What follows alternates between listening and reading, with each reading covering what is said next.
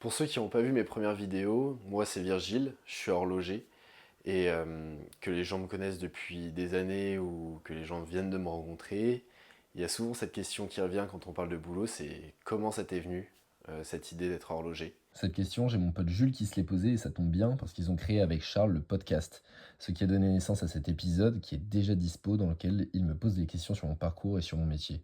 Merci à eux pour l'accueil, je vous mets le lien en description et je vous encourage à écouter les autres épisodes qui sont très inspirants. Sur ce, retour à la vidéo.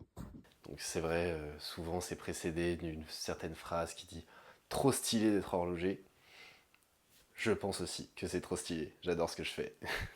Cette question elle est justifiée parce que déjà c'est pas tous les jours qu'on va rencontrer quelqu'un qui est passionné d'horlogerie et c'est encore moins souvent qu'on rencontre quelqu'un qui en fait réellement son métier. Alors il y a plusieurs façons d'être passionné par l'horlogerie, ça peut être par l'objet en lui-même, l'esthétique, par son histoire ou encore par sa mécanique qui l'abrite justement. Chaque passionné a sa raison d'aimer l'horlogerie.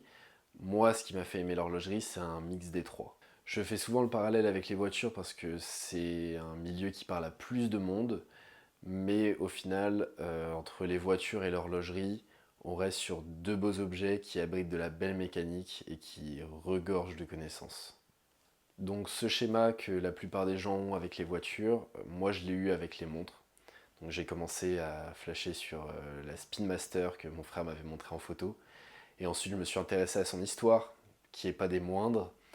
C'est une histoire qui est très très vaste avec la conquête spatiale et tout, mais ça fera l'objet d'une vidéo à part entière. Et ensuite, je me suis intéressé à d'autres marques, donc ça m'a fait connaître vraiment l'horlogerie dans sa globalité. Et en me penchant sur plusieurs marques, je me suis dit, c'est trop bien ce milieu, j'ai envie d'y connaître plus et de mettre les mains dedans pour vraiment apprendre à connaître ces objets qui sont d'une richesse absolue.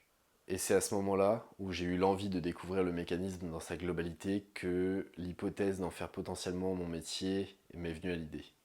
Donc c'est après 2 ans à apprendre et à comprendre l'horlogerie que je me suis lancé vraiment dans le milieu professionnel.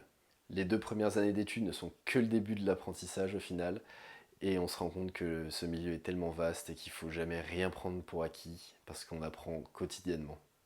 Il y aura toujours des conceptions et des complications différentes qui vont faire que l'apprentissage n'est pas fini et qu'on a toujours envie de découvrir de nouvelles techniques horlogères.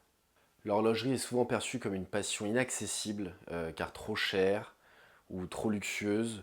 Moi je sais qu'avec dans mon métier j'ai la chance de pouvoir toucher des pièces exceptionnelles tous les jours que j'aurais jamais pu croiser dans toute une vie.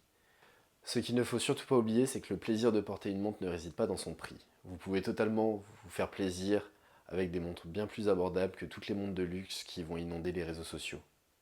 Peu importe ce qui te touche dans l'horlogerie ou dans n'importe quelle autre passion que tu as, l'important c'est de garder cette envie d'approfondir tes connaissances et de t'améliorer. Si un jour tu as une baisse de motivation, parce que ça arrive même dans un milieu qui te passionne, moi le premier, rappelle-toi pourquoi et comment t'en es arrivé là. Et si jamais tu en es arrivé là par passion, l'envie de te remettre à fond dans ce domaine et l'envie de te donner à 100% va revenir naturellement, je me fais pas du tout de soucis à ce niveau-là. Si jamais tu as envie d'être horloger et que tu as des questions, n'hésite pas à venir me les poser, ça me fera très plaisir de te répondre et de pouvoir t'aider à ce niveau-là.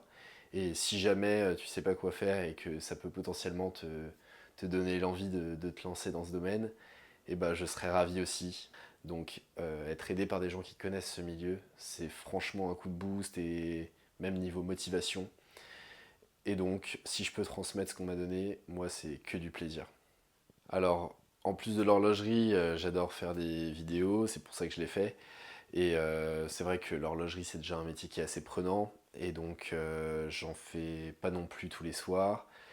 Et donc c'est pour ça, je serai pas le plus actif sur YouTube, mais en tout cas je veux que chaque vidéo que je puisse sortir, elle me plaise. Donc voilà, je serai pas le plus actif, mais au moins je vais essayer de garder cette ligne-là, et puis ça va être que du kiff. Merci de m'avoir écouté pour cette vidéo qui sort un peu de l'horlogerie, mais j'avais envie de la faire. Et donc en attendant la prochaine vidéo qui sera purement horlogère, je te souhaite de passer du bon temps.